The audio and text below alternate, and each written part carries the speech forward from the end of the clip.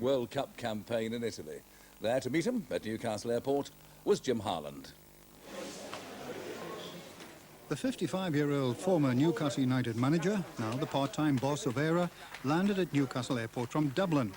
Last night, he and the players who got to the World Cup quarter-finals received a tremendous welcome in the Irish capital.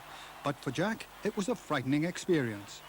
I've never seen as many people on the streets of any city in my life ever before. It was absolute chock-a-block from the airport right away through into Dublin and up O'Connell Street. It's terrifying, actually. There were so many kids running along the buses and the edge of the bus. I spent half my time trying to get them away from the bus, thinking someone's going to get run over. What was the highlight of your 5 weeks across there in Italy? Oh, we enjoyed the England game. We felt we took it to England a little bit. Didn't enjoy the Egyptian game, enjoyed the Dutch game. Played quite well. The Italian game was... we're just a bit frustrated by the way the referee handled it, that was all. We just couldn't seem to get started. Every time we get going, he kept stopping the game and restarting again.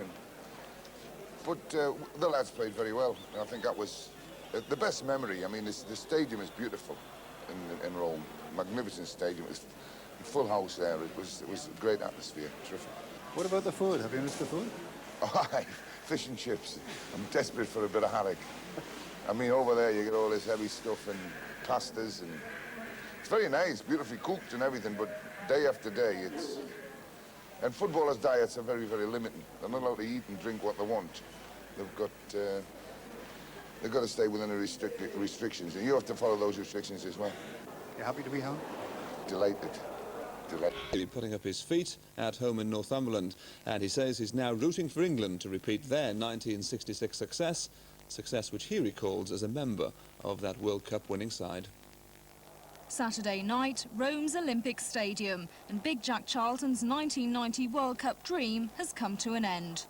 The humble Republic of Ireland side had stretched the hosts and favourites Italy more than any other team in the competition. They'd gone down fighting, losing by the only goal of the game from Italy's super striker Salvatore Schillaci. Today, less than 48 hours later, the Geordie, who's hailed as a saint in Ireland, was back in the garden of his Northumberland home.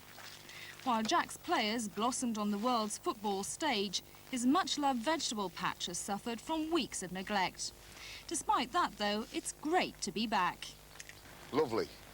I mean, when you're travelling, like we've been travelling, went to Turkey first and then on to Malta and then on into Sicily, Sardinia, onto the mainland, down to Rome, one hotel to the other, repetitious things. It gets boring, actually.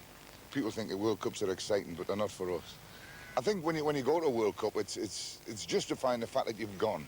And once you've qualified through the first group, then you win the next match, and then you're into sort of the last 8 in the world, you feel like you've achieved something. And I think most of the people in Ireland showed last night that they appreciated what the lads had done. For now, Jack's concentrating on getting the garden back into shape. Then it's off to Ireland for a well-earned fishing trip. But what about the footballing future for him and Ireland? We go straight into the European Championships against Turkey in October, England in November. There will be 1 or 2 slight changes within the organisation. 1 or 2 of the players are talking about calling the international scene today. Now, it's a long way off yet, of course, but 1994, the next World Cup in the United States. Well, we'll go there. I mean, there's an enormous Irish population in the United States, and I don't think they would want to have a World Cup now without the Irish being there. But in order to do that, we'd have to qualify again. While Jack's World Cup may be over for 1990, he's optimistic for Bobby Robson and England. But in the last 4, they've always got a chance, and I'm delighted for Bob that he's certainly proven. I'd love to see him win it.